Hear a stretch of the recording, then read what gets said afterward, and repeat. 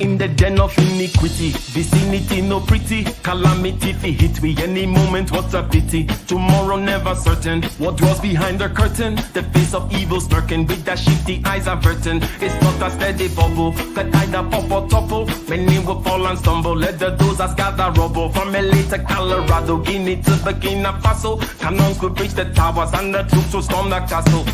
I say, run, run, come, make we get it, because the peace that is bestowed upon the meek is overrated. So run, run, come, make me get it. Calling all your daughters and your sons, we come forget it. I say, run, run, come, make me get it, because the peace that is bestowed upon the meek is overrated. Lord, run, run, come, make we get it. Calling all your daughters and your sons, we come forget it. With the rubble steady rising, And hearts are compromising, conditions here are stifling, making evil appetizing. The fists are steady forming, and countenance is falling. Defenses are withdrawing, possibilities are falling. In these circumstances, evil will make advances. Pick up your sword and lances, and be sure to take your stances. Victory is never promised, the battle is upon us. Gather the brave and honest, and the righteous in your corners. Hello, hello, hello, hello, ladies and gentlemen. Today's topic is an exciting one. Okay?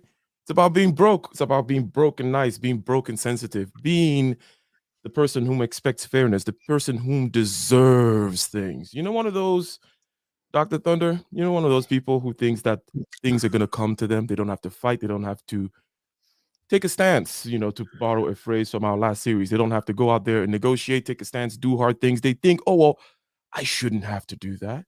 I shouldn't have to convince these people that I am the best for the job. I shouldn't have to convince these people that, you know, they should give me a raise, right? Okay, I should not have to convince the marketplace that indeed my product is the best. Everybody knows it. Why should I have to go market myself? Why should I have to do these quote unquote things that are not so nice? Perhaps backstab somebody, but perhaps, you know, go to the legislature and ask them to tweak a couple of things in my favor. Oh, you see, that's not right. You know, that's, you know, I need to wait for the arc of history to bend towards my justice. Yeah. How's it going, Dr. Thunder? I'm doing all right, man. It's good to see you. School is completely back in session. This is the first full week of classes. Last week was, let's see, classes started for me on Tuesday, so no class on Monday. Though I was on duty. And but this week is when the rubber really starts to touch the road. And unfortunately, far too many college age folk have this disposition that you're talking about. Oh, okay. Far too many. Yeah, it's a lot of that. It's a lot of that. You know, it used to be that you could have straight talk. You know, you could talk straight to students. Now, if you talk too straight, then they'll transfer to another school. And then your boss will be in your office asking why all your students seem to transfer after a couple semesters. Yeah,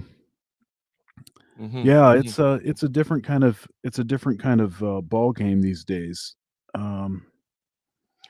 And there is a lot of deserve kind of language. You know, nobody deserves anything. We deserve to die. You know, for all have sinned and fallen short of the glory of God, right? The penalty of sin is death. We all are deserving of death. It's only by some miracle that we're even alive. How dare you? How dare you suggest that in some way you deserve anything other than, you know, a swift kick in the tail? So here's the thing. So far it sounds like, oh, well, these guys are just out here telling you, man up, be stoic, so on and so forth. Okay, but no, this is about getting ish done. And the title that being nice is keeping you poor is a practical, real title. Okay, now we have heard a lot of things about this quote unquote billionaire type or let's take your rich uncle in the family. Okay, if you picture, maybe you don't have a rich uncle, but the rich uncle in the family, typically he's got a little bit more backbone, right? He's got a little bit more structure to him. The guy's got a little bit more gravitas. Your rich uncle, can I get a 1 in the chat, Aaron B? And Aaron B, by the way, behave yourself. Be nice to the guests. And I won't repeat that again.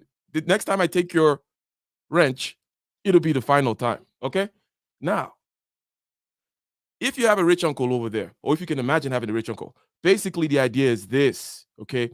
That's the one that has backbone. That's the one that is going to stand for something. That's the person that's going to take a stance and negotiate for it That's the person that usually does not talk about what they deserve and so on and so forth, and fairness and all these other kind of weird things. That's the person that you go to when you want to get ish done. You talk about all these people such as Elon Musk or Steve Jobs, and the list goes on. And everybody always tells you they're a total a-hole, right?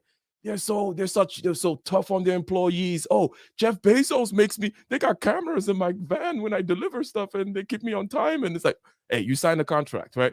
Whatever it may be, the point is there's a phrase, success leaves clues. And this particular kind of success here, financial success in the marketplace, where you go out there, you make something of yourself, tends to leave clues.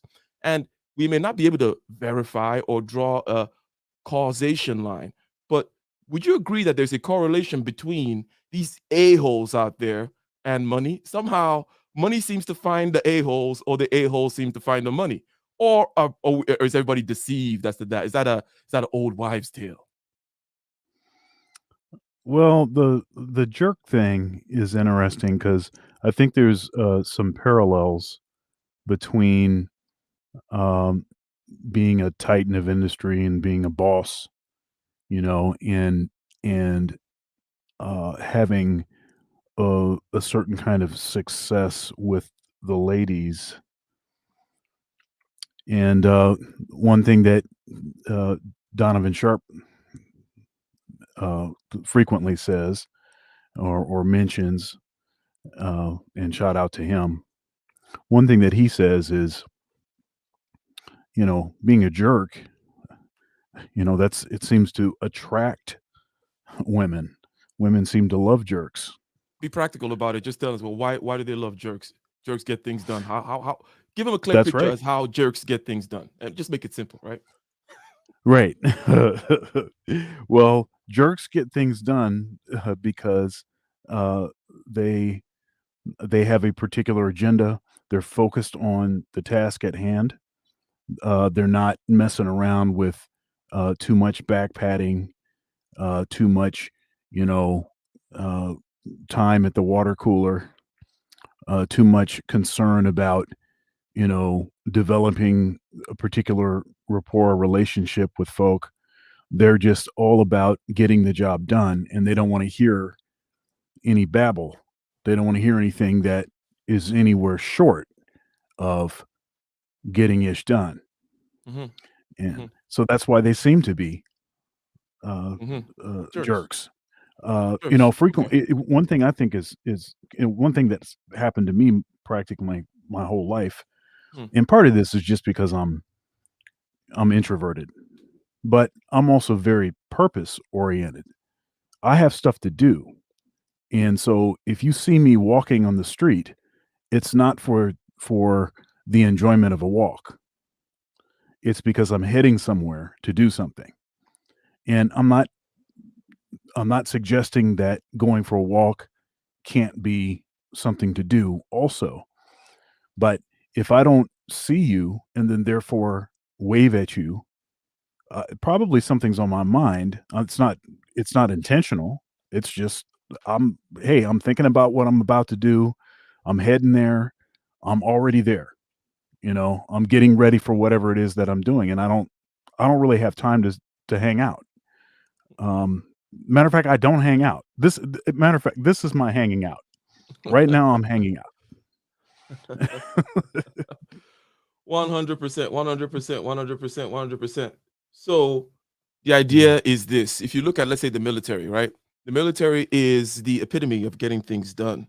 If you want to talk about success, all the economic success and so on and so forth, these things are all based on some foundation of stability. Of you've squared out this particular empire, safeguarded this particular border, right? So there is a, shall we say, military aspect, a kind of protection and provision aspect to economics, if you will, right? You don't have economics without security. So in a certain sense, you could look at the military, that which kind of secures the area which you're going to operate freely in, and then sets the rules, right? He who has the guns make the rules. He who has the guns gets the golds, make the rules, right? So it's guns, gold, and rules. GGR. Okay. So the point is, when you go into the military, what are they going to do with you? Okay. Is the drill sergeant nice? Or are they trying to create a nice person? They're trying to create somebody that thinks that they deserve, that the enemy's bullet doesn't pierce through them, that, you know, the enemy is going to see them as a human being and look at their eyes and remember that little David and little Aaron had a little red ball when he was growing up, and no, he doesn't deserve to die. No. They're trying to create ruthless killers. Trying to create ruthless killers to go out there and battle other ruthless killers for territory, for resources, and so on and so forth. That is the way the world works. It does not become another kind of a situation just because you live, you know, a few miles down from the border, or your family and you are not in the military, or in other words, the world does not become a different kind of a place just because you're not the one doing the dirty work. Trees still have to be cut, right? They don't just, paper doesn't just appear in your hand without being manufactured. So just because you're not the one doing the manufacturing. But anyways, point being, this is the lay of the land. This is how the world works. Let's play a little clip from my man Dan Pena here, just to see, to emphasize the point here, because we haven't left the idea of trying to steel man, solidify, buttress, really state the fact that indeed there is a strong correlation between what you called niceness, sensitivity, what deserve mechanics, and so on and so forth, that leads to your ass being broke, led to my ass being broke, is probably the reason why I'm not, you know, more wealthy or whatever it may be, or blah, blah, blah. So let's go ahead and establish that, and then we'll see how it works. We'll see, we'll look at the social angle of things to begin with, which you already kind of started to talk about, right? That part which says, okay, you're not nice because you don't hang out, Dr. Thunder. And it's like, well, Steve, I bet Steve Jobs doesn't hang out. I bet you Warren Buffett doesn't hang out. Okay. Oh, they would like to show him in his house in Omaha or whatever, like that. No, but he's not hanging out with you. He's not drinking beer and watching Manchester United, eating fish and chips, talking nonsense. No, these people don't hang out. So if that's your life is about vacations. It's about vacations, you know. Shout out, fair use. Let's go ahead and see if perhaps I didn't. Let me go ahead and try to share it again, ladies and gentlemen. By the way, let me see if I'm missing any super chat. Shout out to those of you who are in the chat right now. Shout out to Gail Lockett, holding it down. Oh, good old Gail. Good old Gail. Be like that. Okay, so then click there. Let's see what Bill Dan has to say here. Sensitivity equals poverty.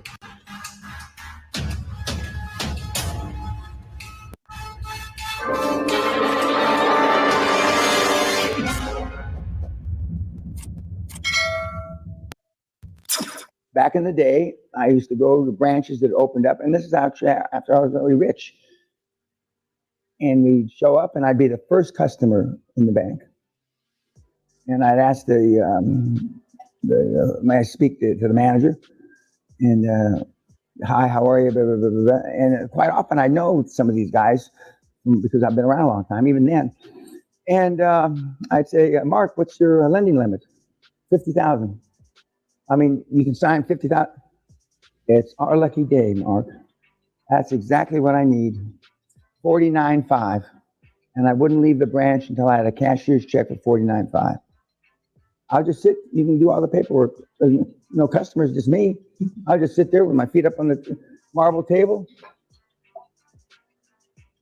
I'd be the first. And if I'm doing that, and apparently I'm the only one in the history of the planet since Moses did that. Fair use. But there was a reason why one of the sayings in the oil patches, that Danny Pena, that fucking wetback Mexican, he's a money-getting motherfucker. That's exactly how they referred to me. That Danny Pena, that wetback motherfucker. I don't give a shit. Call me whatever the fuck. Just give me the fucking money. Now, you're sensitive. Let's go. When they call you goof, nigger, Jew, wop, you're sensitive, and that's why you're fucking poor, because sensitivity equals poverty. I don't give a fuck what you call me. I don't care what you call my ancestors. Just give me the fucking money. Bitch, call me in and just bend over. You see the fucking difference? I'm living here 35 years. You're going back to your shit box wherever you live in Huntington Beach. Gonna move up to OC. I didn't even know what the fuck OC was. Orange County's a shithole. Unless you live across the street from fucking Shout out to the shitholes out there. Kobe Bryant, which one of my NT does. Success leaves clues, guys. Okay, my man Dan Pena. All right. So, any initial thoughts? One thing that immediately comes to mind is that he talks about not caring what they thought about him showing up there, sitting there, being insistent, being friends with them and asking what their lending limit is, and then strong arming them to give him that, right? And also not caring that they're calling him a money getting wetback, whatever, right? Call me a Mexican, call me a dirty, whatever. It doesn't matter. Just give me the stuff. In other words, he did not think that he deserved. Back to that point, okay? We're going to come back to this word over and over again. There's a deserve mechanics that plays into the niceness and the simpishness, right? That makes it such that you don't get what you're looking for. He did not think that he deserved respect from these freaking whatever. Right? He wanted the money, presumably, right? So, but any kind of initial reactions here as we establish the fact, to kind of concretize what it is we mean by niceness, simpishness, that is keeping you from the money. It was a hard ER. Oh yeah, he used a hard ER. Oh yeah, for sure. It was a hard ER. The thing is, I think one thing that Black folks we suffer from this maybe more than any other folk is once someone says something that we consider to be racist or biased or whatever, it's like that's like the nuclear bomb. It kills everything. It kills everything else. And it's too bad because other folks don't care about that stuff. And also you need to realize that if people know that all they have to do is use a hard ER to get you to quit, what do you think they're going to do? They're going to just keep using that over and over and over.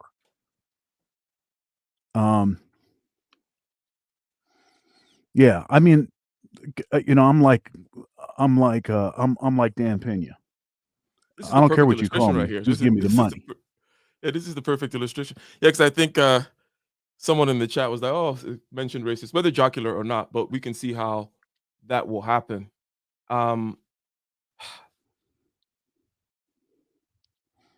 Not thinking you deserve things, going out there and not thinking also that you as a person, individual, deserves to be in comfort all the time. That's a big or that you deserve, basic human, respect, basic, all of that stuff. It's no. like, dude, look, man, that's not what this is. Sorry to say. So there's okay, let's say we grew up in small, not to get not to belabor the point, but perhaps it's important here. Okay, let's say we hypothesize that since we came up with in small bands, and you can go back now and try to approximate that with any kind of small village out there, you're going to find that it makes sense in that kind of a small village to expect common decency, right? Your kin folk, there's the reciprocity there. I simp for the code of the kin, and they give me status and respect and so on and so forth. They protect me and so on, blah, blah, blah. So if you are living in that small village somewhere, insular from the rest of us, if you live in that island where if you go there, people kill you. I forget what it's called. But it was a recent thing on YouTube where somebody did try to go there again, and they learned their lesson. They were like, oh, not the white man with that flying thing again. Fool me once. Fool me once. Yeah. So, but basically, if you're not living on that island, then you expecting some kind of contract or holding people to a contract that they didn't sign it, okay, with you. They did not sign this. We're part of the clan thing with you. We're part of the village where we're kinsfolk, and we therefore do this kind of, basically I'm painting the picture that there's a certain kind of expectation of morality, right? When you have a small social group. But even big religions did not assume that. Big religion is all about watching out for the snake in you and out there, right? Because they understand that, not everybody is your family. You live in the real world. So That's right. not expecting that you deserve comfort. In other words, some people in sales, for example, going out there and pestering somebody until they give in. And pestering may be a one way to put it, but there's skill to it and so on and so forth. You doing the pestering, you don't feel comfortable, right? Or Dan is sitting there, presumably should not be feeling comfortable waiting until they're whatever bugging them for money at the bank, right? But the whole thing of deserve, you should put your mindset in the set of, I live in a universe of just dark matter, quasars, stars, exploding little galaxies over there. And also on the other end, this lion taking down that wildebeest. And also over there, war, pain, turmoil, suffering right now of inordinate magnitudes going on. Why the hell do I think that I don't get to sweat for a couple of hours? I mean, am I coming across here, Dr. Thunder? Let's take care of the super chat if you don't mind. If you want to give us and also read a soundtrack or sound. And also Sure, absolutely. The big $20 super chat from Mr. Nix Castleman has been my daily coffee for 2 years now. I listen almost daily as I work in tech via headphones and phone. Actually passed the snowball test, D-, and finished his book, Your First 100 Million. Indeed. Okay, well, shout out to you, and shout out to Dan Pena, the guy whom we are using here as a case study. But go ahead, Dr. Thunder, thoughts so far? I forgot what we were talking about. So basically, we were kind of harkening the point of deserve, right? And I said, a big part is you people thinking they deserve comfort somehow, right? They don't want to be in an uncomfortable situation socially. They don't want to push themselves physically. They think that, well, but I deserve to sleep, get the recommended amount of sleep every night, every week. It's like, well, sure. Yeah. So I have a 420-pound bench press. And I'm chasing 500. Now, if I start thinking that I deserve, well, I wouldn't have a 420-pound bench press if I thought I deserved to be comfortable all the time, to not have to struggle, to not have to go to the gym when I don't want to go, to,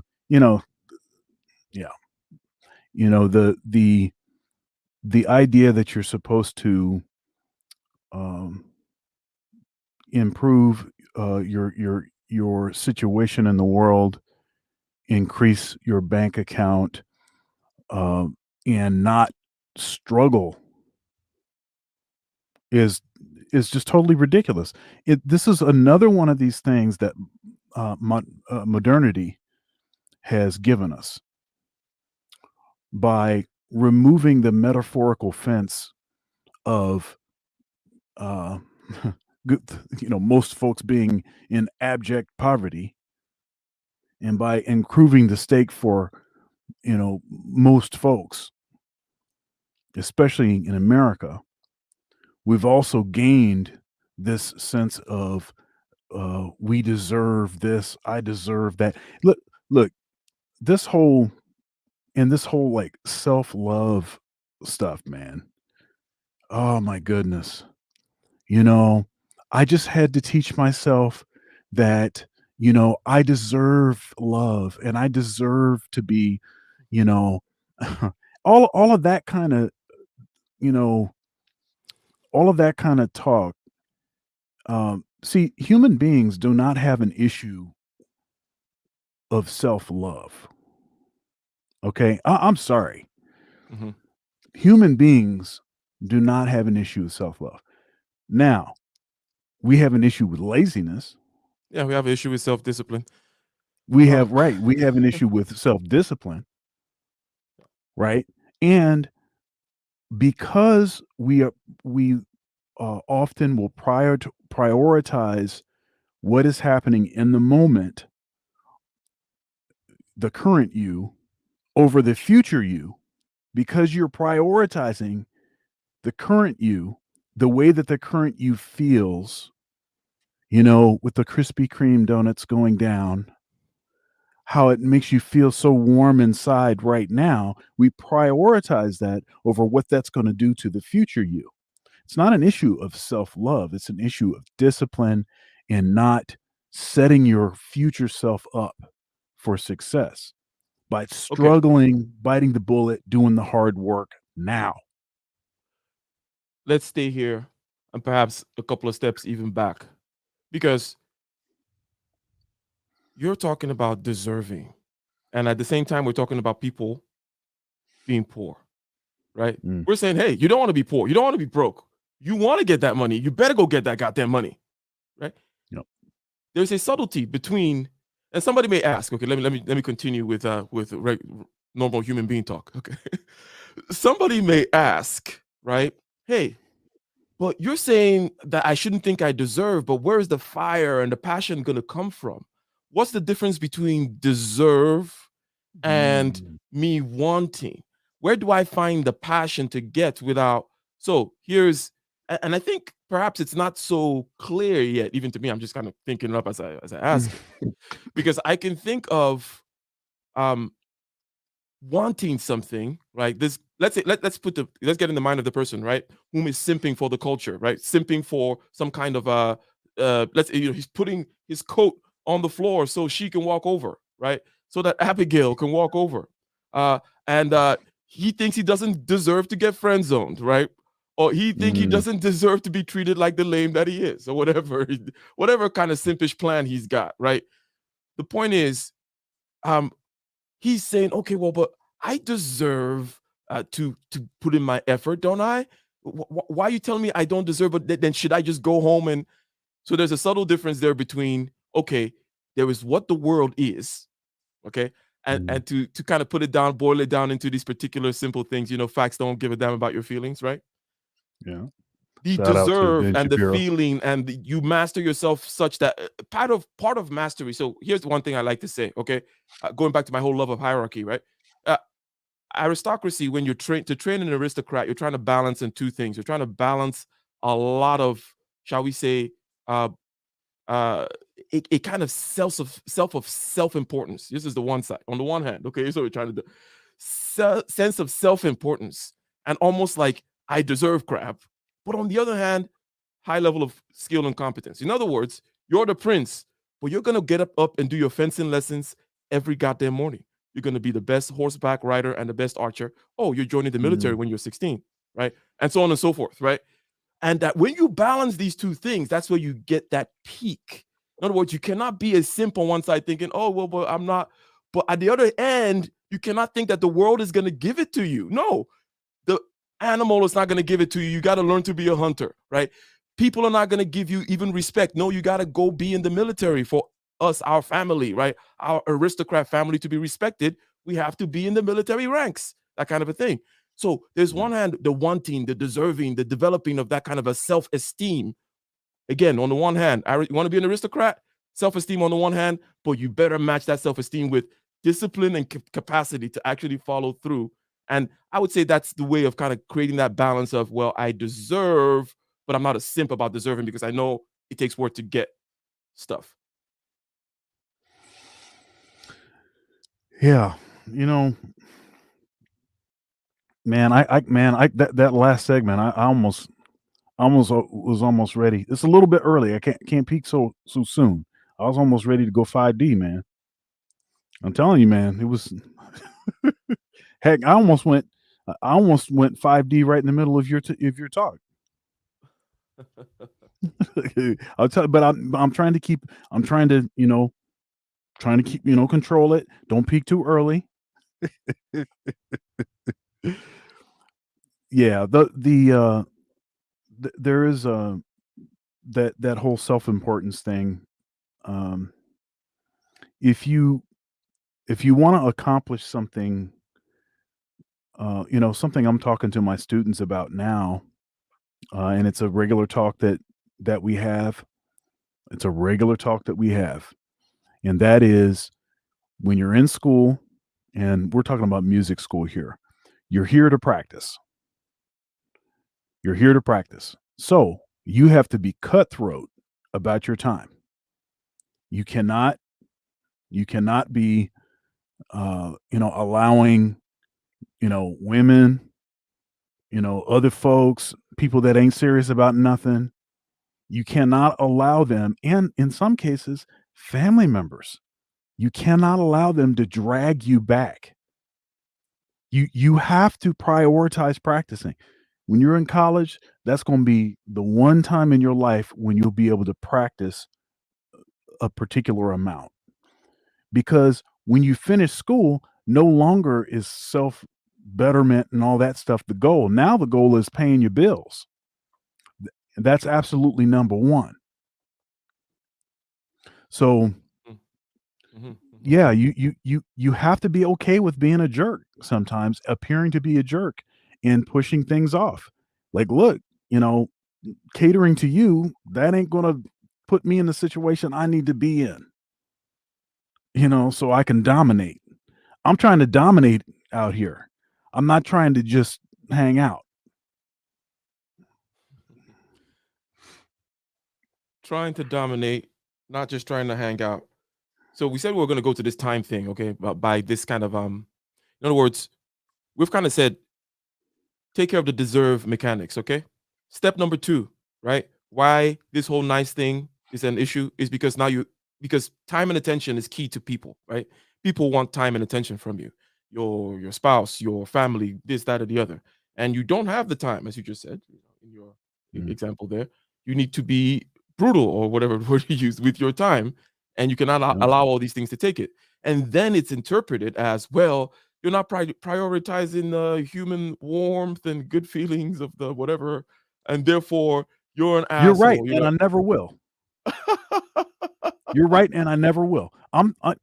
Look, see, look, for men, look, man, I can't hold it anymore. Go ahead. Let's go. Look, let's go. Man, for men, there is a burden of performance. There is a burden of performance. Okay? And you're going to be evaluated every second of your life based on how much you bring to the table, about what you can actually deliver. Not about how you feel, not about if you made other people feel good. No, chiefly it's going to be about what you produce. Now, after you've produced something and become something, then you can soften up if you want to. I thought about this like my whole time growing up with my dad. My dad was he was a taskmaster. He had us on that discipline thing. It was all about the discipline thing because he realized, especially for his sons, that we were going to be measured at a different rate than other folks. And so there's no time for hanging out. It's time to get some things happening. So he was a taskmaster. Now I see him with my son. My son just turned 8. I see him with my son, and this cat is a total softie, but he's retired. You don't have to take the world over anymore. So you're going to have time to prioritize, people's feelings and things after you retire.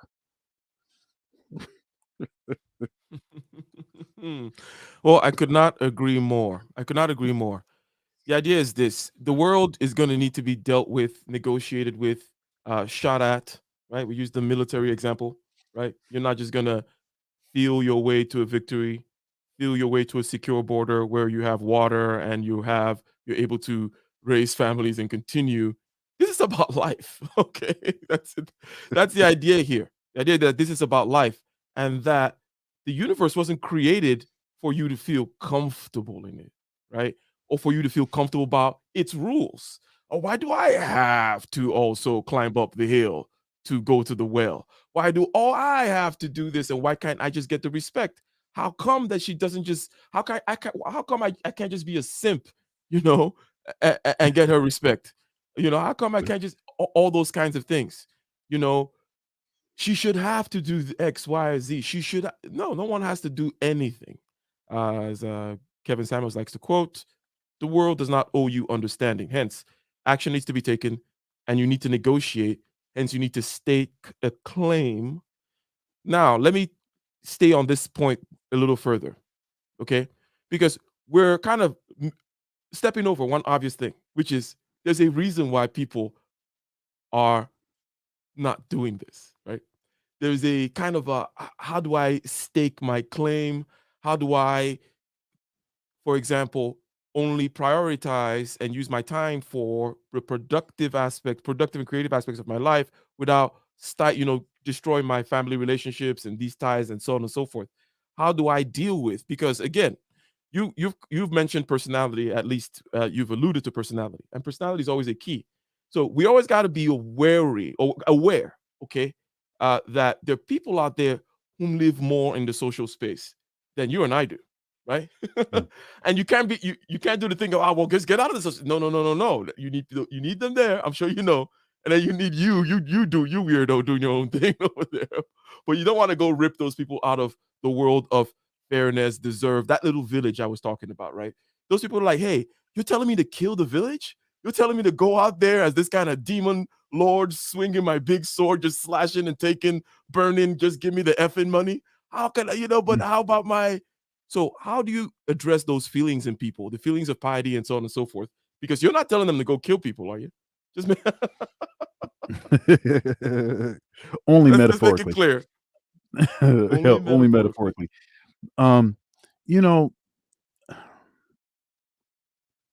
Look, people matter, and in particular, the people that are close to you matter.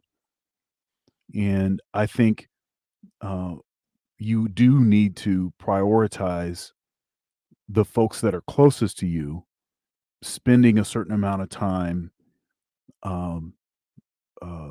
at least convincing them that you actually do care about them and that what it is that you're doing is it's not just for you, it's to take care of them. So I think you do need to do that. However, I have there's limited people on that list. I'm not doing that with everybody. I can't do it for everybody. I have like 2 people on my list that I'm going to overly do that for. And actually, it's something that my wife claims that I don't do enough. So, shout out to her. Yeah. So you just have to have a short list of folks that you're going to cater to in that way, and then everyone else you have to be a total killer. And just get it happening. Total killer. Okay. Metaphorically speaking. Metaphor, right. Metaphorical. If you're not man enough, you should put a bullet in your head, metaphorically speaking. So I heard short list, and I heard people being informed of the plan and that they are indeed part of the plan. Again, when you're securing, because what we're talking about there is conquering the external world, right? That's why you have to be cold, because the external world is not out there looking out for your interests. You did not sign any contract with the external world, and this involves in modern times outside the village. Let's say outside the village, the external world is also other people, right? They did not sign a contract with you. They're not your kinsmen and so on and so forth. They're not part of no. It's the modern world. It's a world of individualism, and you agree with my right to live. I agree with your right to live. Other than that, I didn't sign much, and you thinking you deserve X, Y, Z. Anyway, so you say, make sure that they are aware of the plan, and that they are it is for them, that you need to go out there and conquer the external world, that you need to build the house, right? And you need to secure the house. And the forces against which you're securing the house don't care about anyone's feelings. That's Okay. right. And they will come here, and poverty does not care about your feelings. The size of your bank account is not a question about how deeply you feel you deserve to be able to get $10,000 passively a month, right? It's not about Yeah. how deeply you feel that. The thing about it is this. There's another quote that I like, which is that everything that you want, someone else has. Okay? Shozan in the Mm. chat. So Shozan in the chat. Can I get a one if I'm coming through with that particular quote there? That everything that you want, it's in the hands of somebody else, typically. Okay. It is not, even if you're going to go mine a particular location, okay? Typically, you got to buy the land from somebody else. You got to get equipment from somebody else. You got to get expertise from other people to go get the thing, right? In other words, a big part of what we have to negotiate with as social animals is other creatures, right? And in other words, the money out there is not in space, it's in other people's bank accounts. I mean, yeah, you're a fundraiser, right? You're a fundraiser, Dr. Thunder. So you know what I mean. The money is not in your heart or how you deserve. It's in other people's bank accounts. And sometimes a lot of people wonder, well, how do I get the money, or how do I start a business? How do things actually move? There is no magic button, is there, Dr. Thunder? There is no, no. And shout out to it. The story turned out to be apocryphal, but the whole thing about Kevin Samuels hustling outside his store, right? Mm. And then some idiot saying that was a bad thing, right? Right. He's saying it also. It's like, let me tell everybody, look, and this is something that's common sense. We're preaching to the choir here. Generally speaking, I'm not saying anything revolutionary, but if you gotta, it's with other people. There is no rule. There is no, I don't stand outside there. I filled out Form A1, and for A1 guarantees me money in 2 months. Okay. Money is coming from the money god, right? The money tree. Like, no, if the money is outside, you got to wait for the money for him to come outside the store so you can interrupt him with your pitch for 5 minutes. That's where the money is. There's no silly little rules about if I just do the right things and get this degree, and this degree, then I don't have to do those other things. No, the money is in other people's bank accounts, and you got to go in there and convince them to wire that thing over. So there's this thing. So there's this thing called what is it? The Protestant work ethic. Mm-hmm. There's this thing, and it's interesting because this is it seems that it has changed. I'm not Protestant, I'm Orthodox, but I can appreciate this sort of Protestant work ethic, which was really very much responsible for building a lot of the wealth early on in the history of this country.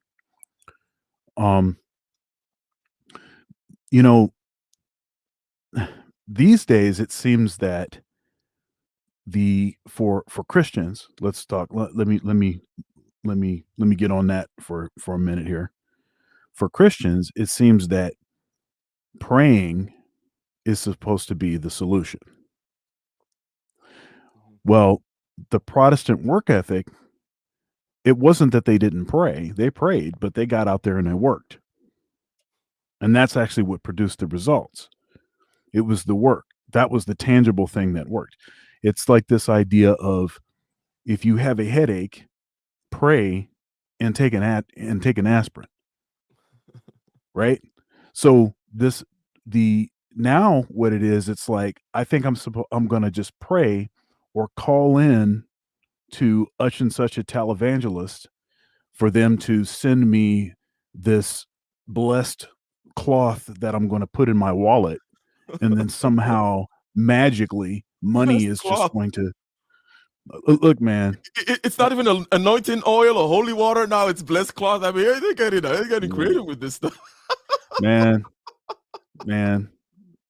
Look, I'm just saying, I've been up late at night, so quite a bit in my life, and that's one of the ways that I sort of chill out, is I watch TV, and it's amazing the kind of stuff that you see on late at night.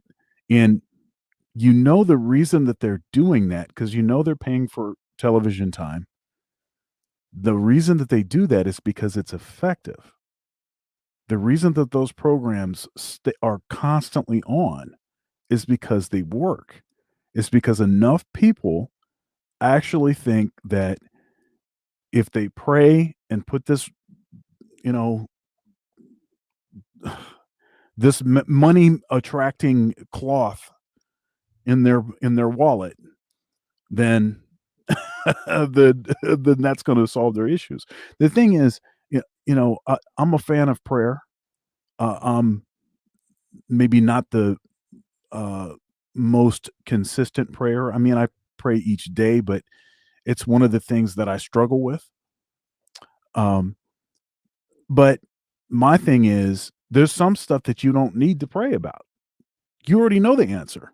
You're trying to pray because because you're wanting God to tell you something else that has less effort involved. Maybe more more friendliness and prioritizing other people's feelings. So let me talk about that dichotomy of working and then the prayer. People talk about faith without works, but there was something that came up, a video I was watching about the 10x rule. Actually, it's from El Guapo, Beautiful Lies channel, the Beautiful Lies channel. He has a great voice, and he was talking about a sales book called The 10x Rule by Grant Cardone, another one of these crazy characters like Dan Pena, right? And he said the 10x Rule, it's a great book, but you're not ready yet. You got to do the basics first before you go to the 10x Rule. And it turns out the reason why is the 10x Rule is all mind game, right? Learn the basics first, okay? Learn how to go out there and tie your shoelace and then work and then make the cold calls, learn how to read scripts in this whole sales world, entrepreneur that is, right? And then the 10x Rule is about your goals and how they need to be big and how all this kind of spiritual craziness, right? And people who are not ready with the basic tools, you see the 10x Rule and they're like, this guy's crazy and he's just talking about think big. And it's like, but I like that El Guapo actually made that demarcation, okay? Me, I just go in there and I try to explain, the 10x Rule is trying to get you to do that. And he's correct. It's all within, but I'm like, I forgot to understand that people have to take care of the external first. You got to pick up the shovel and work, okay? And then that other aspect, the prayer aspect, important, okay? Yes. But don't think you're just gonna run. Think big, okay? 10x is not gonna work for you unless you have the other side, and the other side is not gonna work for you to its maximum unless you have the 10x mentality. Yeah. Okay. That's right. We have a super chat, if you don't mind, Dr. Thunder, with doing us. Absolutely, sir. Let's see here. I have some applause here. So Taboo Smash with the $4.99 super chat says, I see your point, but most people will believe that you're a coward if you don't act emotionally by someone calling you the N-word. I was thinking about this because I read this super chat before, and it caused me to immediately think of a time when I was pretty young. I think I was in first grade or something, and some fifth graders came up to me because I went to a rural kind of school. Some fifth graders came up to me and called me the N-word. They're a lot bigger than me, and it's not the only time that somebody tried to do that, but there were very few times after that ever happened, because I took that as the incentive to become physically imposing so that folks would not dare say something like that to me. And it's been effective. I've actually never been in a fist fight. And I think the reason is because people think it wouldn't go well for them. And it wouldn't go well for them. But it also has, prevented me from having to fight, physically fight. And with what it is that I do, with how important my hands are and my embouchure and stuff, You know, you don't want to be getting in a lot of physical fights anyway. But you know, but if you think about, say, you know, I'm young and I decide, you know what, that's it. I'm keeping it real. I'm gonna go attack this guy because he's fifth grader and I'm first grader. I'm gonna attack this guy, and you know, I don't care what happens. You don't have any business calling me that, whatever. And then something really bad happens to me, to my embouchure, or something happens to my hands. My hand gets broken some kind of weird way, and my hands are never the same, or whatever else it is. Versus where I am now, and compared to where that person likely is, and allowing that to be the sort of, you know, the sort of the last word on that matter. Got it. Okay, so you're applying wisdom. Okay, you're pushing yourself through time, and the pushing through time and the spreading out yourself in terms of your future self. Right? You've mentioned it before. Here, just about, you know, what will be best across time. It's a good way of just kind of doing that thing. However, not everybody is going to have enough self awareness at any particular given time, and you're going to falter sometimes. But develop that self awareness. Now, something that came to mind when with that question was the other people part that says, you know, other people would think that you are a coward if you did not react a certain way, right? So Yeah. that part is also very important, okay? Because I could imagine this warrior spirit guy, right? A different kind of warrior, right? Let's say you have the philosopher king, the warrior prince type, okay? He knows he's going to the throne, so his eyes are far away, okay? That okay, I'm not gonna pick. He's gonna be act more strategically. I'm gonna pick my battle. But his right hand man, okay, his right hand man. They've been through many battles together. His right hand man is the different kind of guy where no, he's ready to die any moment. That kind of guy, right? And you're not gonna take anything away from that guy, but you know he's not doing it because other people are gonna think he's a simp if he does not act emotionally, right? I don't know if the distinction is clear here in the sense that there are ways of acting on a high ground that may seem to others as, oh, that was just foolish. But it's no. If he knew what he was, if he knew what he was doing, if that was the hill he wanted to die on and he chose it for himself, fine.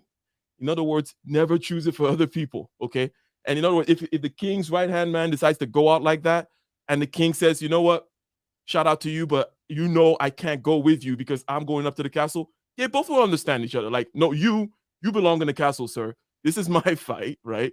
You go do your political stuff, but I'm not backing down. So, Mr. Wallace, question on the topic, sir. How you doing? I'm doing fine. I hope you both can hear me. It's a pleasure to be here.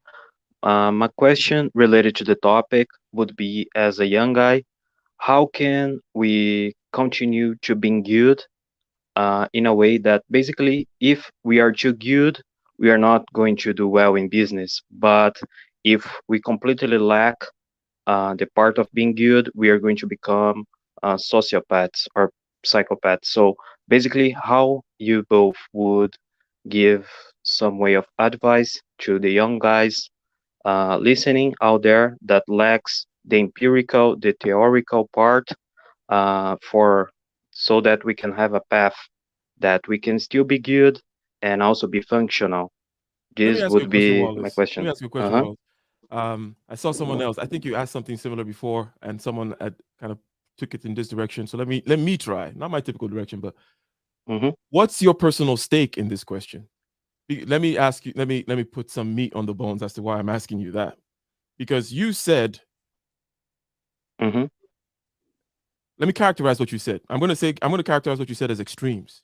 Like if we start going down this path of mastering the not being a simp, we might end up in the Mm-hmm. sociopath, right? Right. So on Yes, one yes. end, sociopath, but then on the other end, you're not so effective. Okay. Mm-hmm. how do you do you struggle with this, and how does it feel like when you're trying to decide to go one side or the other?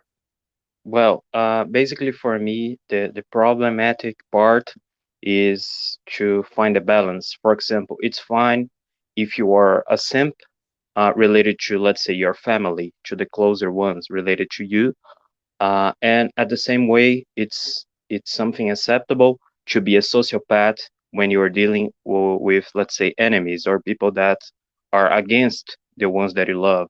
So basically, my problem would be to find the balance into a way to still be functional, to, let's say, have a career, to understand how to proceed in business, and still be a human. That would be my personal take, if I could say so. Mm-hmm. Go ahead. Can Dr. I say Thunder. something? Yeah. So this is interesting. I think defining some terms would be helpful.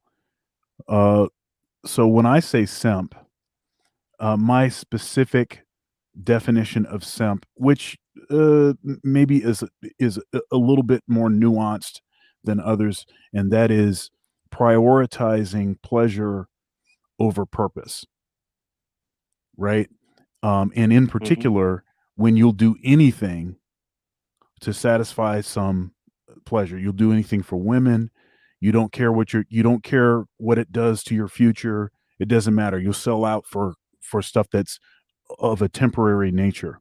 So in that sense, you wouldn't really be simping for your family per se, right? Because your family is actually giving you something back that is that is needed. Now, if you're in one of these situations where you're doing everything, for your wife or something, and your wife is not reciprocating anything, but you just keep taking it, then I suppose that's simping again, right? Because you should be always willing to push towards what's going to be best for you, right?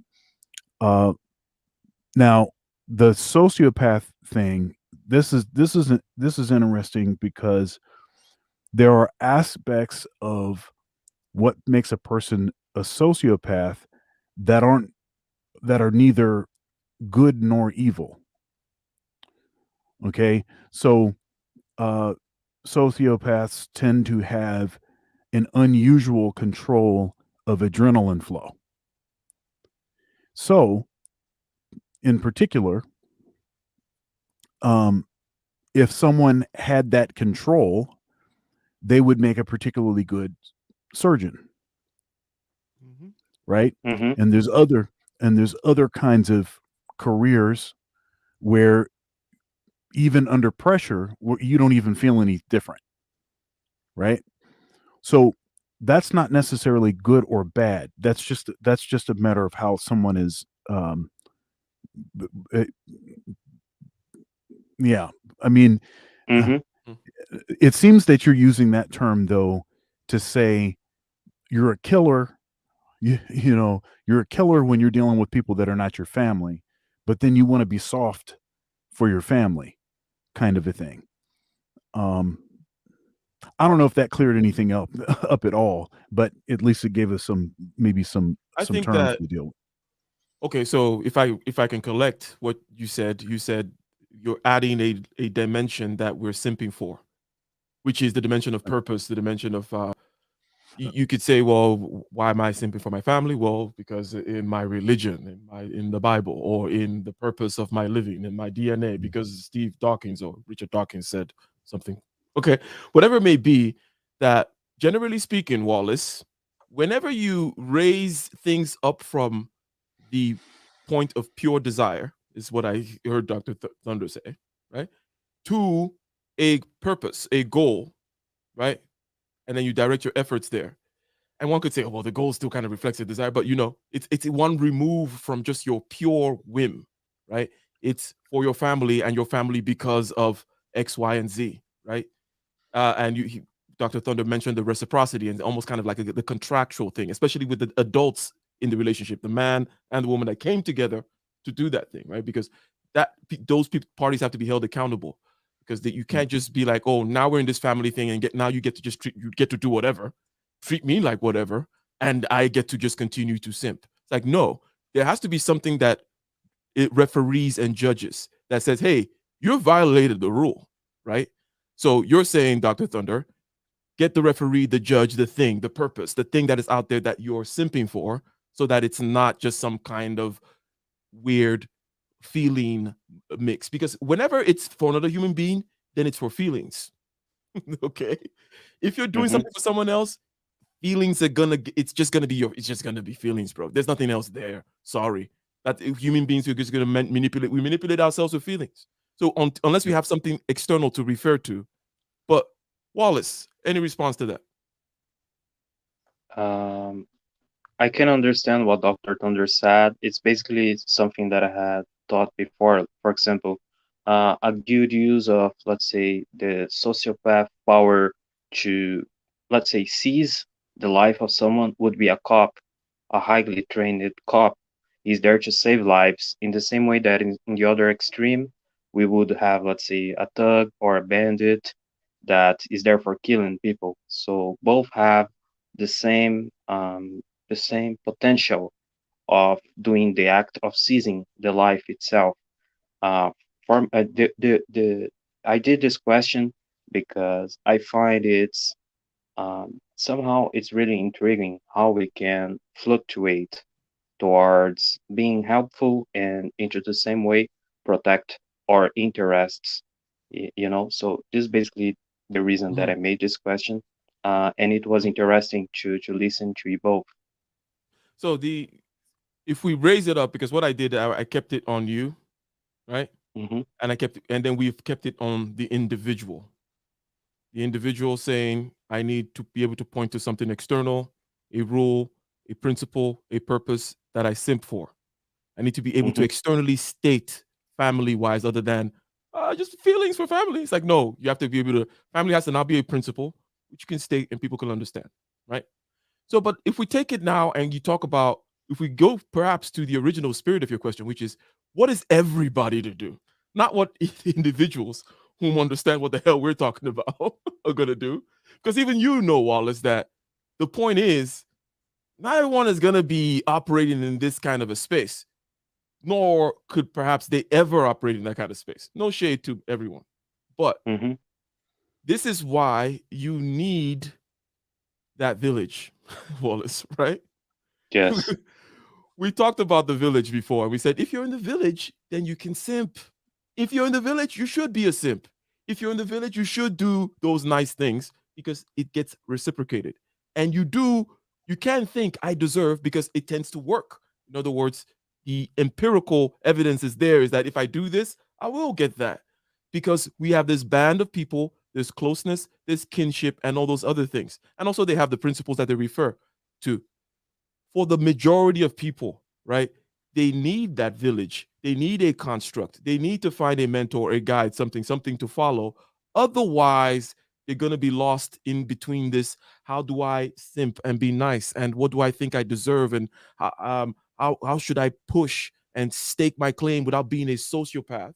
And then on the other hand, how do I protect and provide, conquer the external world, make my dent in the universe, if you will, and get things done in the world? So I think that whole village question is a big question. I'm not going to go tackle it right now, obviously. But I think that's where it's going to have to come to. What do you say, Wallace? And then the other Wallace. I think the problem for myself is to be aware if we are part of the village, if we are, let's say, part of the population of the village, or if we are just passing by the village. You know, I think those distinctions can make the difference, because if I can understand that I make part of the village, it's really fair to be a simp for that. But if I'm not feeling, or if I'm not understanding that I'm part of the village, maybe I will see that as an enemy. You know, I think that there are some people like me that we struggle to understand if we belong to the village or not. Also, this would be my take about the concept of the village itself, you know. Makes sense. And then the other Wallace, but I do too think again that you tend to do this black and white thing. You know, it's either I'm part of the village They're the enemy. I don't know if you see that, Dr. too, right? But there's this, you don't allow dimensions of movement, right? Which, if you think abstractly, I know you're an engineer, Wallace.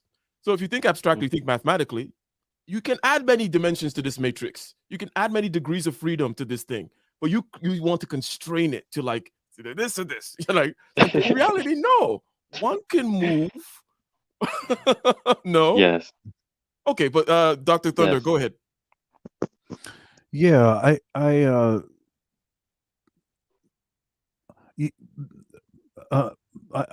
guess I don't see this as a problem.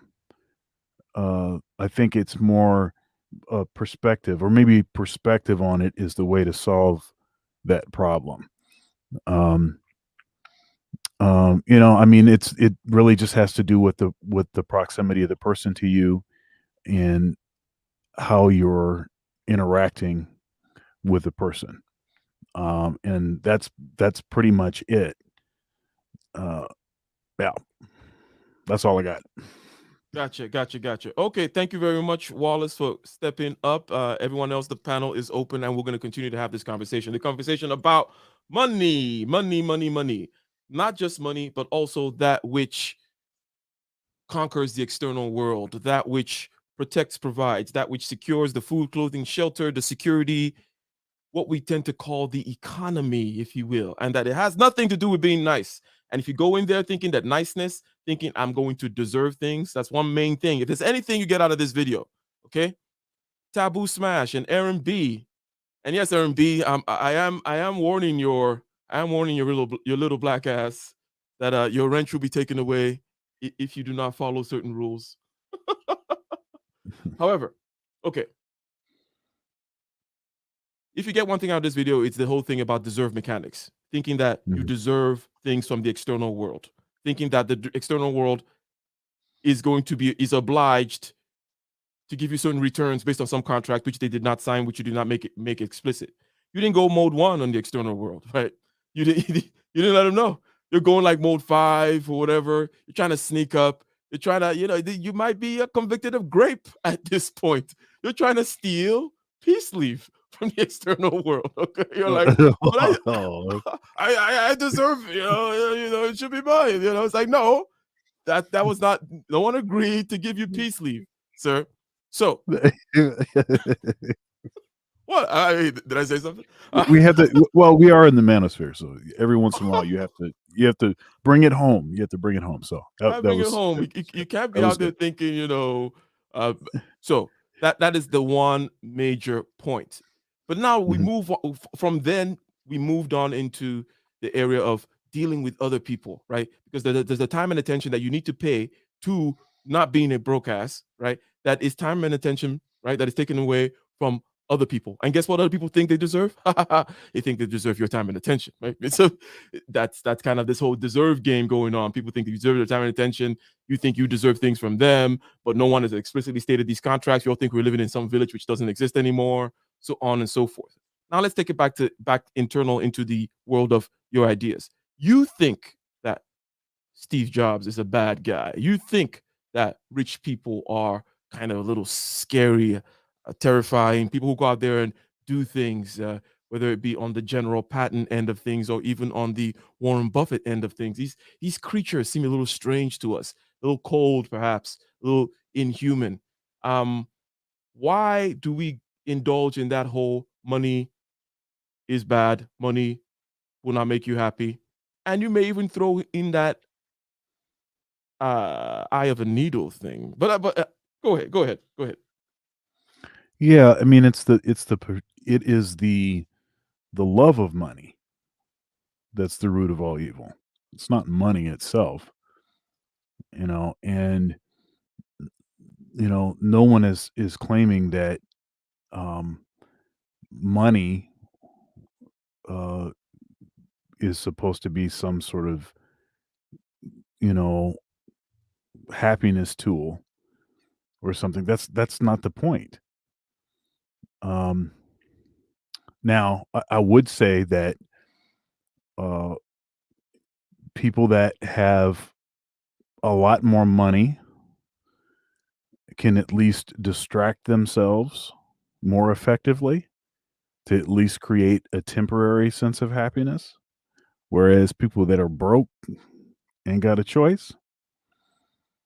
But, you know, that really doesn't have anything to do with it. But it's the love of money. In other words, that's the only thing that's important. See, for me, acquiring money, assets, stuff is never about that as the end goal.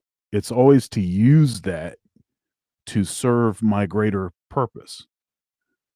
Right. And so you need money to serve your greater purpose. And so if your purpose is great enough, is big enough, then it may require a lot of money. Mm-hmm. And so there's no need. I mean, I don't judge folks that have more money than I have, because maybe what it is that they're supposed to do just takes more money. Yeah, and a lot of times too, it's there is a chicken and egg question here. It's not even a question really, in the sense that you may say, okay, I have this big purpose and it may be a priority. You may state, I want to go to Mars, and then therefore big things economically need to happen. I need $1 billion company. I need to do this, that, and the other. Okay, it's like, okay, I get it. But you may just be some guy hustling until you get to $1 billion status, right? And the two things are going to look equivalent, because guess what? When you are at that $1 billion status, you are operating within an economy, unless you stole it, right? There's going to be $1 billion worth of activity going on, right? You created some payment service online, whatever, Right. and you service, like 3 billion. Sorry, you service, like, let's say 100 million clients, right? And then that's how you made your billions, right? So there's 100 million people feeding the trough of some kind of a service or product or software that you provided, right? So again, whether you stay upfront, okay, I have this big purpose, so I need big money, or you just find yourself there, you're going to see the need for the money around the money. You're going to see what generated the money around the money. Again, unless you stole it, right? You're Right. going to see the economy that operates around the money, the customers, the people that are consuming that, because you don't just get billions of dollars, right? There's going to be lots of clients. Typically, the way it works is, sell something for about $1 to like 1 billion people, or all this kind of things like Facebook and Amazon. It's about big volume type things. So I like that part, because there's something that makes people think that this is about a limited pie that we need to kind of divide amongst each other. And back to the village mentality, if you're eating this massive piece of pie, shouldn't you feel bad, right? That's the idea. Let's give credence to that feeling, right? Now, you would say, oh, come on, you just think past that, It's like, yeah, but let's at least see where the line begins. He's over here promoting feelings again. Yeah. You know how Ike does. The line begins in that village saying, I have this big pie, okay? And the people who are village-minded, again, not you and I, okay? So this is typical. I like to steal man, and I like to also play devil's advocate, because it's easy for people when you get into this space of, just focus on this and cut that out. I know that I have certain advantages, but other people are more group oriented. So this person is group oriented, and they feel like they have a big piece of pizza, or people who have big pieces of pizza are taken away from other people. But what they need to understand is that the way money actually happens is a flow thing, in the sense that when you are going to Mars and you're controlling billions of dollars, it's going to people who bring out raw materials from all over the country, people who process the raw materials. It's going to the supply chain that supplies you the parts to your factory. It's not just, you're not just eating a massive slice of pizza, bro. It's doing stuff. Okay. Yes, you are the one controlling it. And that's why it's your purpose. It's your business. You're the one saying, okay, I'm going to choose this supply chain. I'm going to do business with that person. I'm going to start this particular venture. I'm going to build a boring company and build this boring thing, tunnel system underneath Southern California, for example. But the idea is, okay, well, big piece of pie, this feels bad. And that's legitimate if you go back to the village. But the idea is, no, in the economy, generally speaking, unless you're a dictator that just killed people and stole money, and those cases are obvious, and that's not the rule, okay? Most millionaires out there, majority, like 99%, didn't go out there stealing stuff. Okay, so they're actually out there providing value in a marketplace, and there's a lot of volume going on in terms of flow. You're going to see a lot of middlemen, supply chain, customers. That's what the money is doing for them. But anyways, any other thoughts regarding this? Money is bad. I know you elucidated by saying, the love of money is what is bad, but and then this thing will keep you poor, right? This particular thing, because you think, okay, well, money's bad. It's not nice. I got to be nice. And if I'm nice, though, here's the trick. If I'm nice, though, then I'll get the money. Okay, comment on that. Isn't that what people are really trying to do? Aren't they sneaky? They're like, I don't want money. I'm just going to play nice, but then I'm going to get the good things from the world by that. Because the going out there to conquer the world to get the money, that's a bad way. I just want you to give me luxury, comfort, status by just being nice, right? Yeah, okay, so let me get on the Christian thing again. So this is a common tactic that you see. And the thing is that there's no guarantee that you're going to be wealthy because you're nice. It's nowhere in the Bible. It's nowhere in the history of the church. It's nowhere in, in tradition. It just doesn't exist. That's just not what it is. As a matter of fact, if you look at the way that all of the disciples' lives ended violently, if you look at heck, what happened to Jesus? I've heard folks try to claim that Jesus was some kind of wealthy person, and him coming riding on a donkey that was supposedly like the Rolls Royce of the day. I've heard folks try to do all kinds of maneuvering to try to create confusion and or to promote whatever their sort of prosperity gospel kind of messaging is. But the fact is that for most of history, people, they worked hard and they died poor, and that's what it was. And if they were nice people or not, they died poor. And so, first of all, no one deserves anything, and that's evidence that no one deserves anything. And certainly, because you have a Christian worldview, that doesn't mean that if you uphold that worldview that somehow money's supposed to cometh. That ain't how it works. If you want to make money, you have to play by the rules established by, the market, and you have to look at other people that are making money, and you emulate what it is that they're doing. That's how you make money. It's its own set of rules. So, yeah, it's its own set of rules. You just follow the pattern. It's out there. And the backdoor stuff, okay, the backdoor stuff of thinking I'm going to be good and then God is going to bless me with 17 Bitcoin at the right time. Right when Bitcoin hits 100,000. Go ahead. Man, I got to get on this one other thing, man. I'm sorry, man. I'm full of stuff right now. So there is this. Man, this might get me in trouble. So Protestants make a big deal about this whole tithing thing.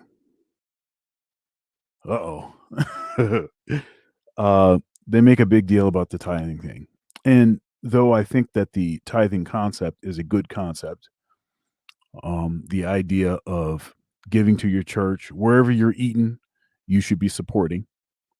It's a basic concept like that. Folks get into this. Well, if you want a net blessing, then you give on your net 10% of your net. If you want a gross blessing, you give 10% of your gross income.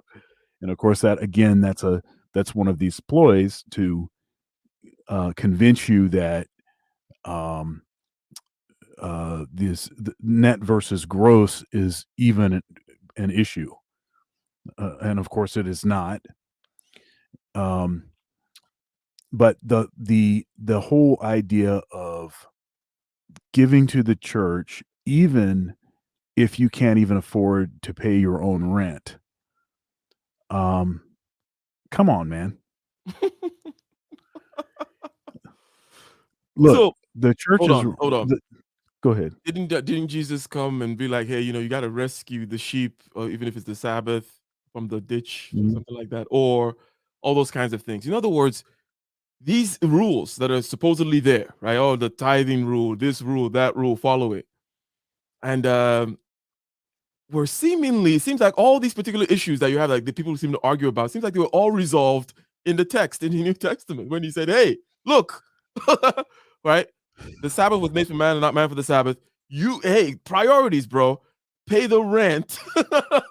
You can't be, but the rules say I cannot do this, I cannot do that on the Sabbath. I cannot, those kind of a law mind frame, which, by the way, now is just being used disingenuously. Now, I don't really think that they're doing it because they think, it's the law, you have to follow the law. It's like, no, it's like they want the money. It's like, yeah. See, look, man. Look, once your church gets beyond a certain size, I mean, not only do you have to try to keep butts in the seats, but you got huge mortgage payments. You got all these folks that are working for you, their salaries and all like this. And, I understand. And if a church is doing really positive things for the community, then I'm good. I'm good with folks supporting it. All right. I'm good with that. My point is, does it have to be 10%? That's one point. And then the other question is, even if you can't pay your rent, pay your doctor bills, pay your kids' tuition to summer camp, whatever it is, should you be giving money to the church, beyond what you can afford? That is the point. In the Orthodox, and I think the Catholic thing too, yeah, the 10% thing is there. Yeah, it's a positive thing if you're tithing, and if you're giving offerings, and if you're wealthy and you can give a lot, then that's beautiful. But it's not this sort of, if you're not doing that, then this is sin. You're doing something that is wrong. You're robbing God and all of this kind of stuff.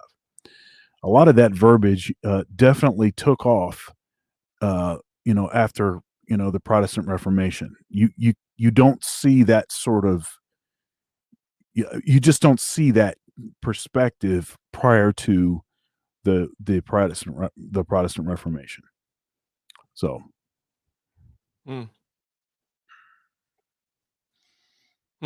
So shout out, ladies and gentlemen. Let me go ahead and just reiterate a point, and then we'll play another quick clip, and then we'll kind of start landing the plane on this conversation here. So this conversation is what, ladies and gentlemen in the chat, and ladies and gentlemen, shout out to Snuggles, by the way, whom gave that super chat that I did not acknowledge, but here is the round of applause for Snuggles, talking about content on Instagram from the African side. Shout out to you as well, okay, for giving the sticker.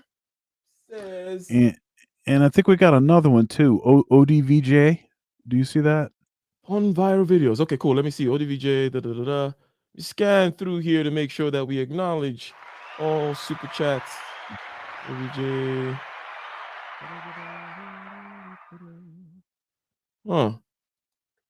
Nice. Yeah, there it is. There you go. Reacting to the N-word is like you are a TV and you are giving your remote to the person to make you flip out.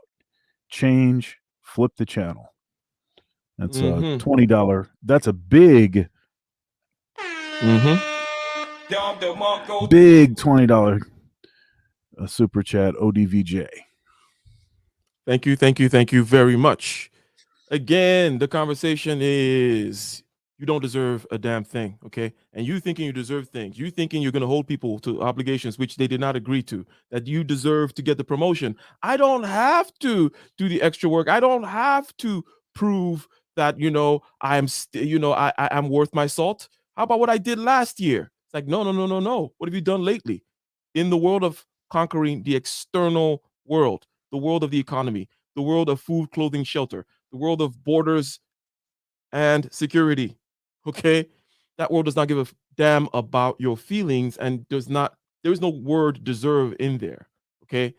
It is a place that has a set of rules that you have to follow. And if you don't follow those rules, you're going to lose in that game. And the idea that, hey, if I follow the other rules of fairness and niceness, that I will get this thing called justice and my just desserts from the amorphous cloud of people was only true in the small bands. And even there, bands of people, and even in the villages, you can maybe still find that. And even there, the idea of value was still key. There was still value. You needed to be valuable, right? You needed to be putting in. In other words, you needed to simp for the structure. You needed to do the things that the structure said. And then the structure gives you status. It bestows upon you, you're a man, you're a warrior, you're a good hunter. This is your private kingdom, your wife and children, and you get to lead and so on and so forth. And everything kind of flows in that way, but not in the world we live in today, nor in the world that existed in the past, 300 years or 500 years, whatever it may be. In majority society, we're talking about the economy of individuals out there whom did not sign this contract with you. You don't deserve a damn thing. No, you do have to demonstrate what you've done lately. Yes, you do have to deliver on work consistently. Yes, you do have to demonstrate to the world that they deserve to wire that money over to you. Everything that you want, somebody else has. We say it again. Everything that you want, someone else has. And they're not just going to give it to you. You have to convince them that there is value here. And the deserve mechanics needs to go to sleep. Hence, the idea that you need to prioritize your time, you need to focus on certain things, and then you need to push other things at bay because you just don't have the time for it becomes a must. The fact that you need to be stern and on your purpose and negotiate and stake your claim becomes a must. Success leaves clues. You start seeing these people out there, right? You see the people and they have a certain reputation, the, shall we say, Steve Jobs of the world, right? The reputation of being an a-hole. How come these a-holes keep finding money? Yeah, the Ike Ogiamians of the world.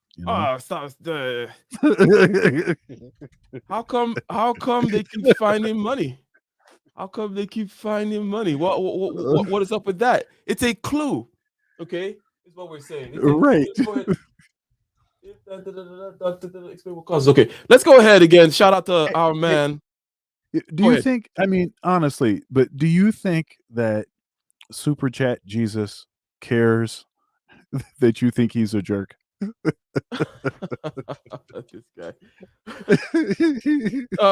There is a, anyways, there's much content that could be created around this very topic, and that's why I wanted to open it, and perhaps we can continue on the tactical aspects of it moving forward, in the sense of how one really actually operationalizes this thing. Okay, because you need to do it on a day-to-day basis. You need to be able to go be out there and be, quote unquote, the cold sociopath, to use the stark language of our friend Wallace, right? How to go out there and actually do that, and do that effectively without losing your soul, right? Because there's that, if a man gain the world and lose your soul, everybody wants to be dramatic all of a sudden. Like, I said, make money, and you're like, oh, my soul. It's like, no, I have pay the bills. That's all I'm asking. Okay. Shout out to Dan Penny. Let's see what he has to say on this video. Again, talking about why, being a nice simp is keeping you a broke ass poor. You don't get to be. Okay, let's hold up on this, okay? Because one particular a very difficult thing to monetize is artistry. Dr. Thunder, you know this very well. Now, our homeboy here, Paul, that's Logan Paul, right? Or was it Jake Paul? One of the Pauls, one of the gods of the new social media era, and I like them because they demonstrate discipline in the sense that at least they're fighters. Like, even their fake boxing matches are actually they're in the gym, they train and they go box. And people are like, oh, they're just hyping and just getting the money. It's like, well, keep complaining about them why they make these millions, okay? Right. They don't care So about that. don't As they give a go damn, they don't give cash a their check. damn that you think that he's lame and he's going out there boxing. It's like he doesn't give a damn, okay? As he pulls up in his freaking Wraith, you know, Rolls Yeah, Royce. as he's sleeping on his pillowcase full of money. Exactly, and he walks on his heated marble floors to his golden toilet. Right. So the idea is they're saying, "Oh, but the artists are nice," and I'm like, what kind of world are these people living in? So from the point of view of music, the bands that actually make it, okay, and the kinds of decisions they have to make, the skill, the sacrifice that they have to take, and the fact that many people who come in thinking they deserve never quite make it, and deserve is never going to get you there. So they're agreeing, oh, Andrew Carnegie, Walt Disney, Bill Gates, all these people, ruthless. Oh, the directors in the movie, ruthless. Okay, this gives us clues that, hey, that niceness is keeping you broke. But they're like, how about the artist? As though it mattered, like as though you were an artist and that's your route, right? But speak on the artist, okay? Are they out there being nice? And is that how to make it in the world of art, sir? Let's go. So, yeah, I know a little bit about this. You know, when you're a kid, your teacher tells you the way to Carnegie Hall is practice, practice, practice. So if you become the best, then Carnegie Hall has to book you. But what you find out as you get older is that there's a lot of politics involved in the music industry. There's a lot of kissing butts. There's a lot of reducing yourself to not, show up the star.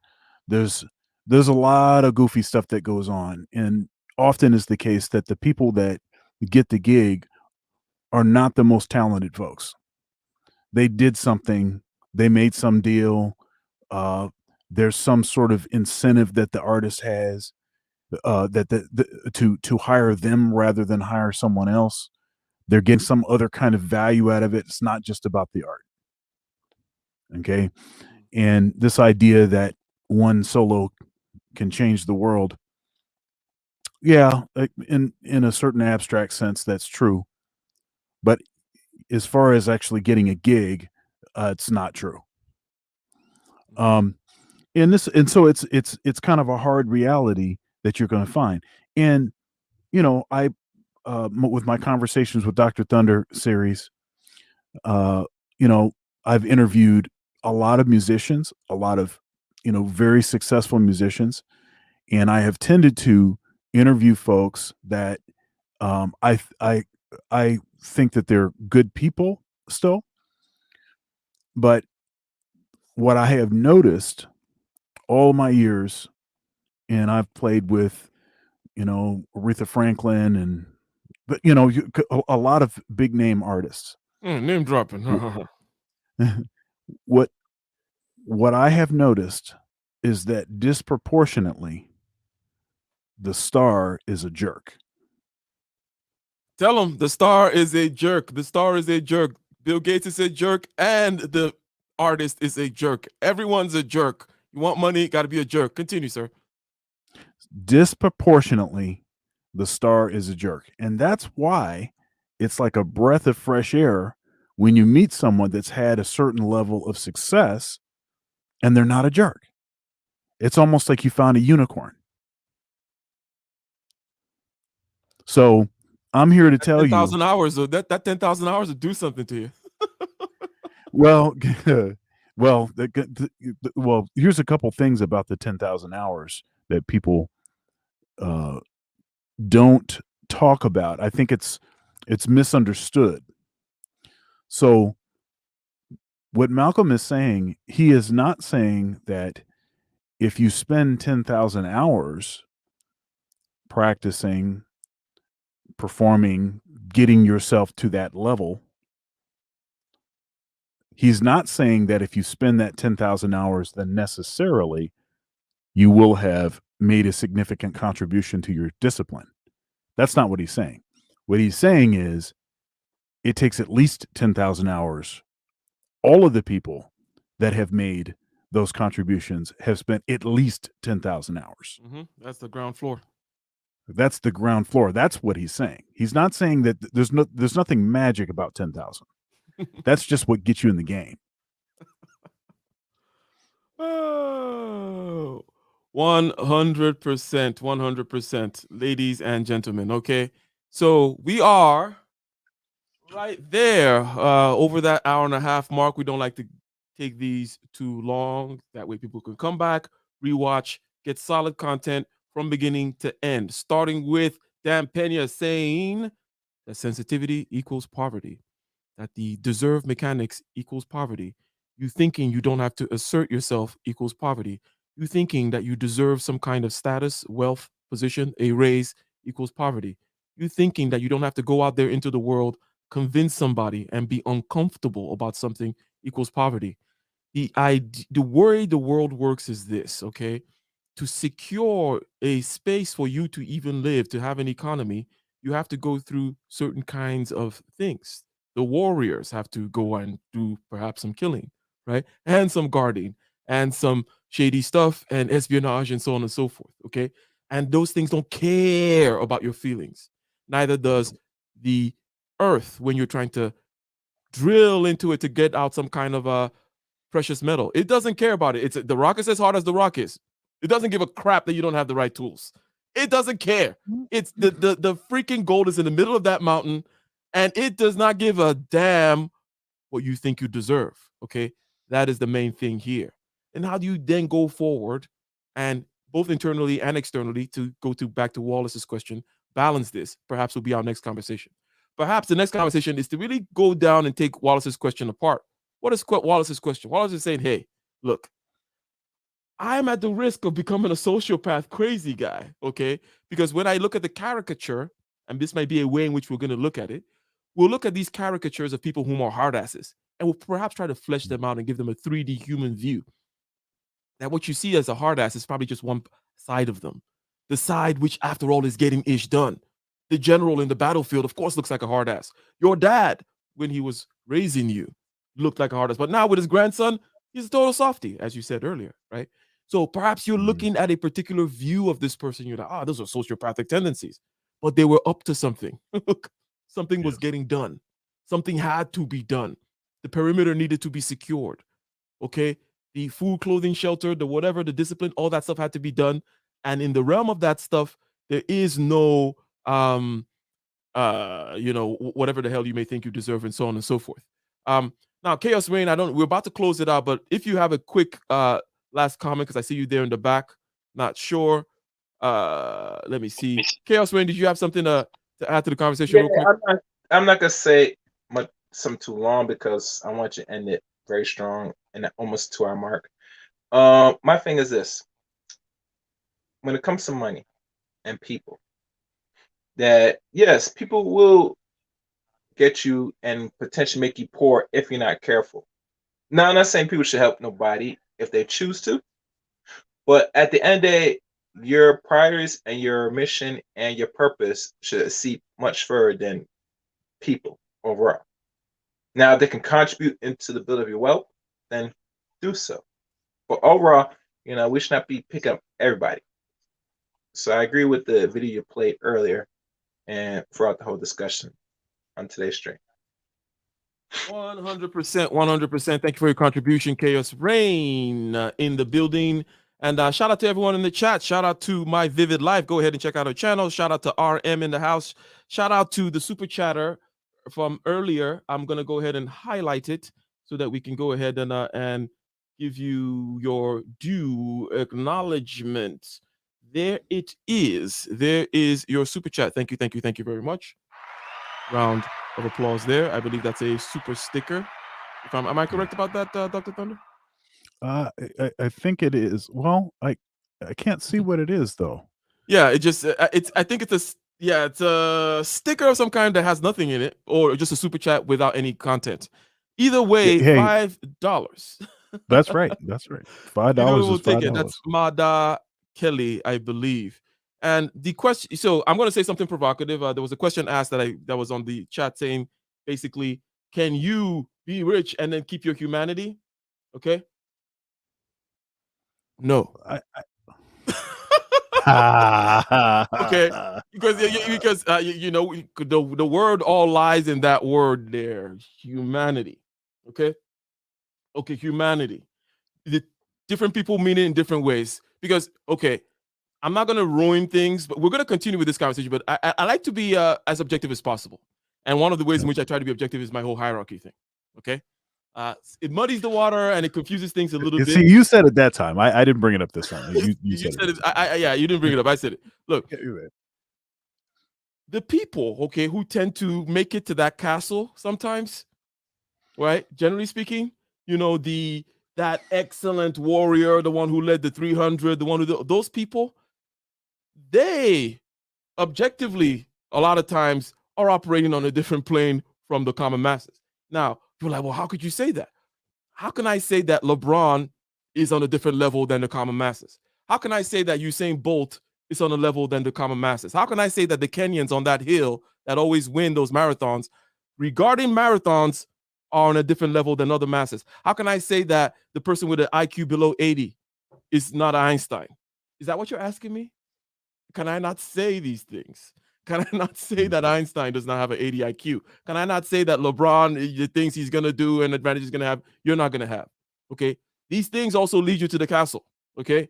And so a lot of times, and this is a lot of the BS that goes on that I don't like. A lot of the times, those people up in the castle like to say, oh, all you need is just passion and this and that. You too. You too can come up here and sit right beside me. Yeah, you're just like me.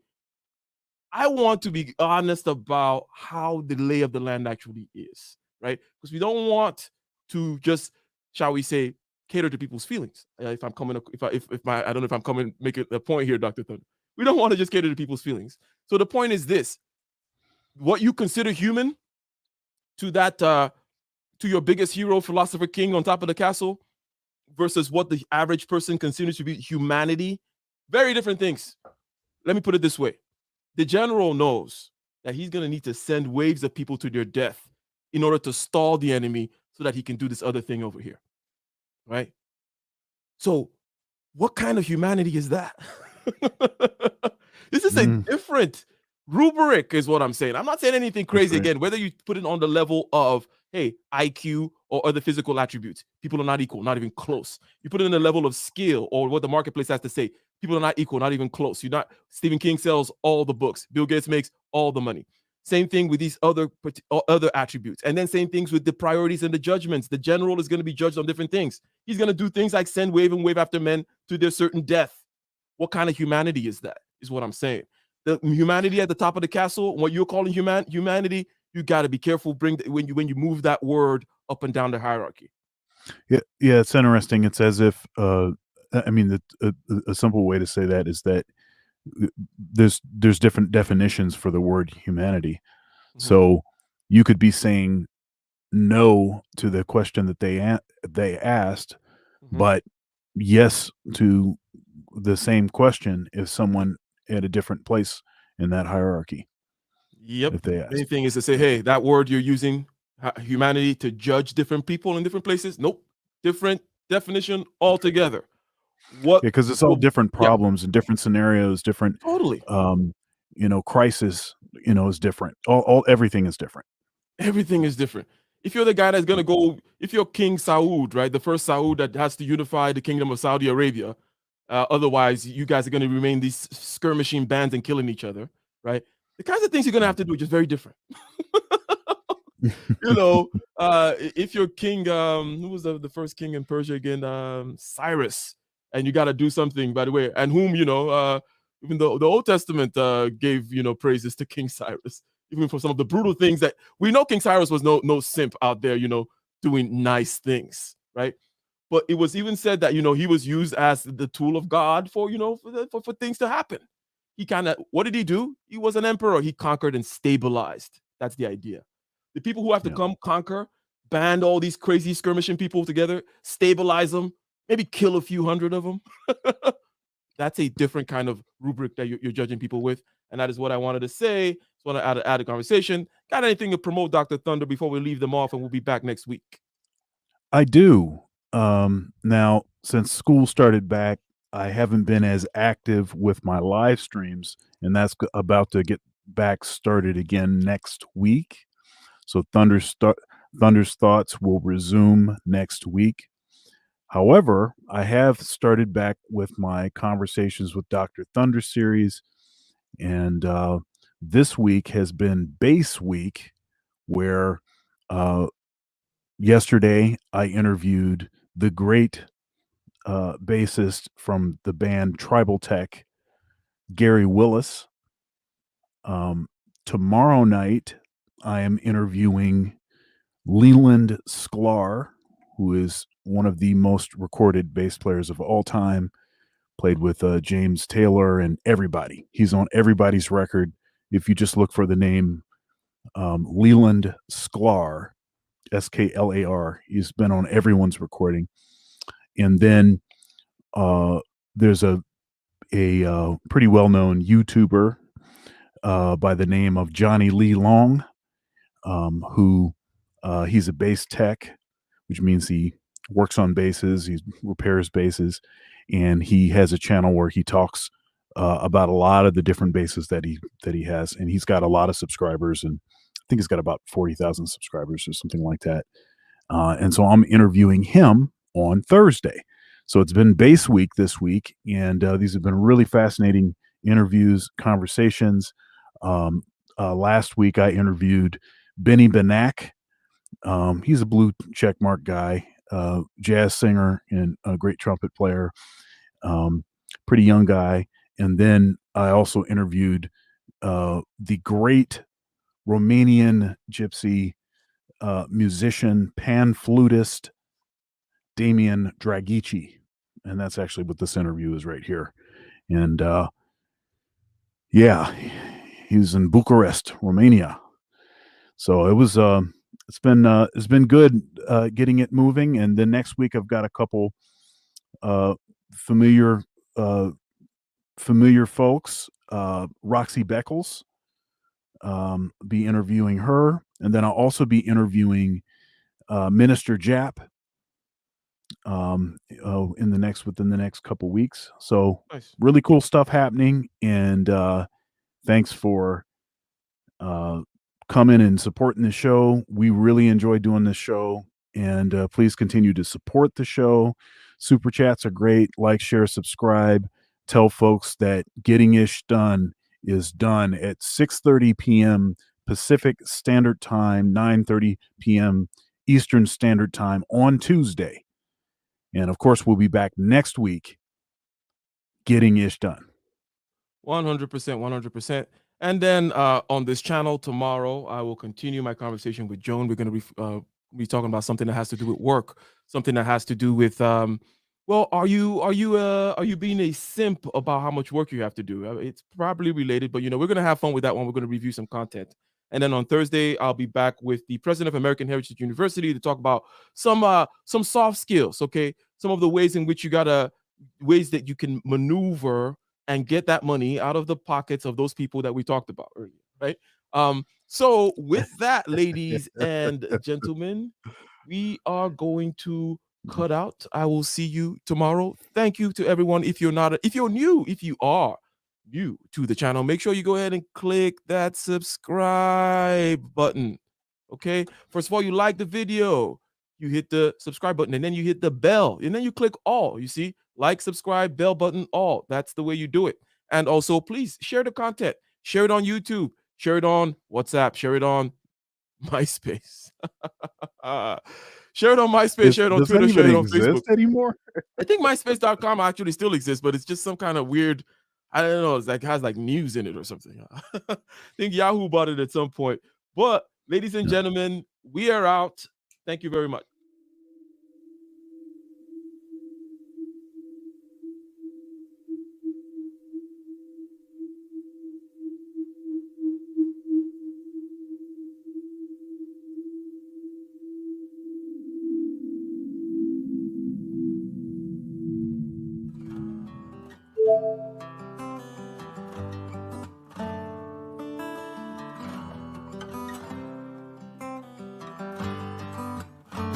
in the den of iniquity. Vicinity no pretty, calamity fi hit we any moment. What a pity, tomorrow never certain. What dwells behind the curtain? The face of evil lurking with their shifty eyes averting. It's not a steady bubble that either pop or topple. Many will fall and stumble. Let the dozers gather rubble. From LA to Colorado, Guinea to Burkina Faso. Cannons could reach the towers and the troops will storm the castle. Hey, I say, run, run, come, make we get it. Because the peace that is bestowed upon the meek is overrated. So run, run, come, make we get it. Calling all your daughters and your sons, we come forget it. I say, run, run, come, make we get it. Because the peace that is bestowed upon the meek is overrated. Lord, run, run, come, make we get it. Calling all your daughters and your sons, we come forget it. With the rubble steady rising, and hearts are compromising. Convictions here are stifling, making evil appetizing. The fists are steady forming, and countenance is falling. Defenses are withdrawing, possibilities are falling. In these your circumstances, evil will make advances. Pick up your sword and lances, and be sure to take your stances. Victory is never promised, the battle is upon us. Gather the brave and honest, and the righteous in your corners.